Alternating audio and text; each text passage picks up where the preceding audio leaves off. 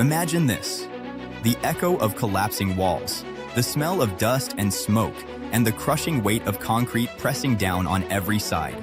For 9 days, he was trapped inside a mall that had suddenly collapsed without warning. A place that moments ago was bustling with shoppers and laughter, now reduced to twisted metal, shattered glass, and endless darkness. The first seconds after the collapse were pure chaos.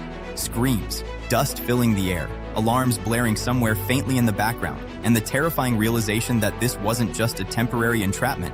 The building above had caved in, and every exit was blocked.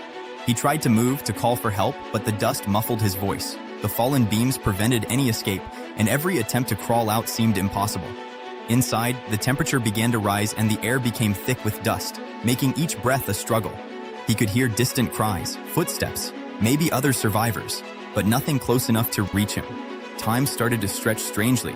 The human mind, when isolated and trapped in life-threatening conditions, begins to perceive minutes as hours and hours as days.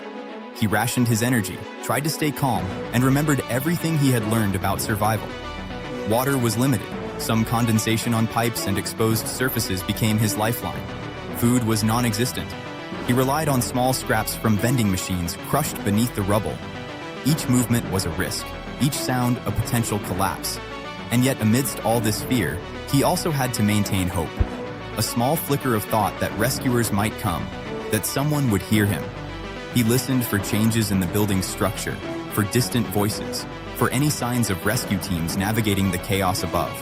His mental state became a battleground between terror and determination, between despair and the will to survive.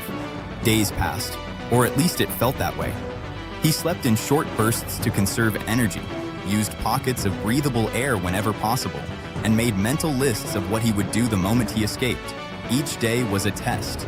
Hunger gnawed at him, dehydration threatened, and yet he kept moving whenever he could, shifting rubble slightly to create space or reach a safer pocket of air. At night, he counted the hours in silence, sometimes talking to himself to maintain sanity, whispering things like, "You're going to make it. You will get out. Just hold on." Every sound above, footsteps, machinery, shouts, sent a surge of hope through him, even if it was fleeting. And while the world outside was unaware of his struggle, inside the dark concrete labyrinth, time slowed to a terrifying crawl. Every day, he had to fight panic, claustrophobia, and the very real threat of structural failure around him. Yet somehow, through sheer willpower, he endured.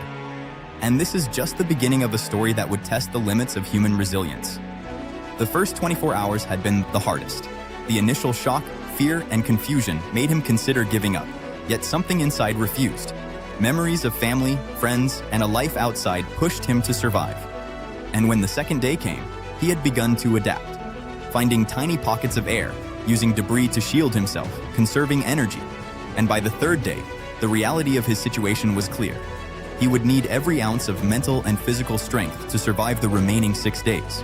But despite the horror surrounding him, the darkness, and the suffocating silence, there was also clarity. Clarity born from the singular focus on survival. Every decision mattered. Every breath mattered. Every movement had to be calculated. And within this chaos, the story of human resilience and hope began to unfold, one day at a time. By the time the rescuers finally reached him, 9 days had passed, each one a relentless battle against hunger, dehydration, darkness, and the ever-present fear that the mall could shift again and crush him entirely. When the first light from a flashlight pierced the rubble, he felt a surge of hope so strong it was almost overwhelming.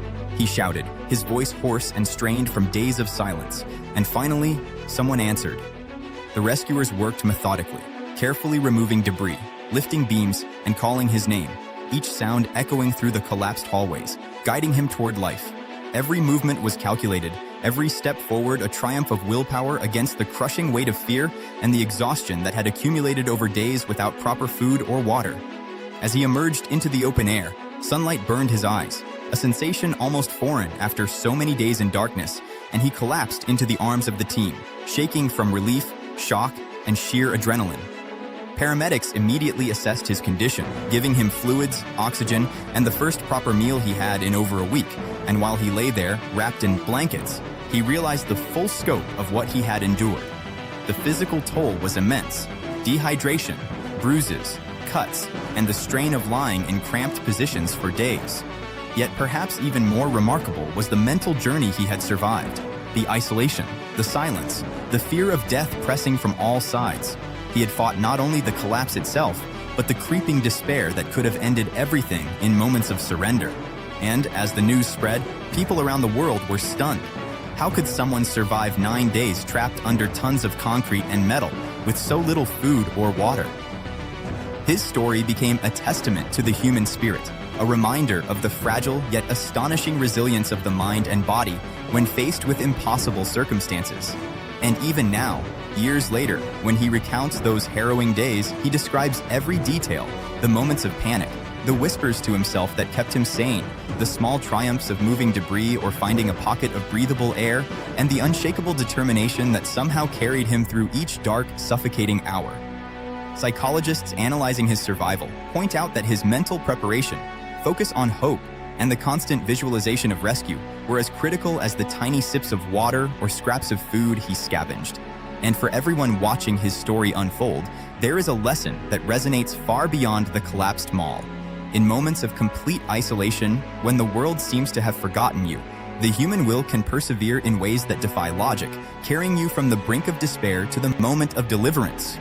As he finally stepped outside, breathing the air of freedom, seeing the faces of rescuers and loved ones, he felt the weight of 9 days lift, replaced by an overwhelming gratitude for life and a renewed understanding of how precious each breath truly is.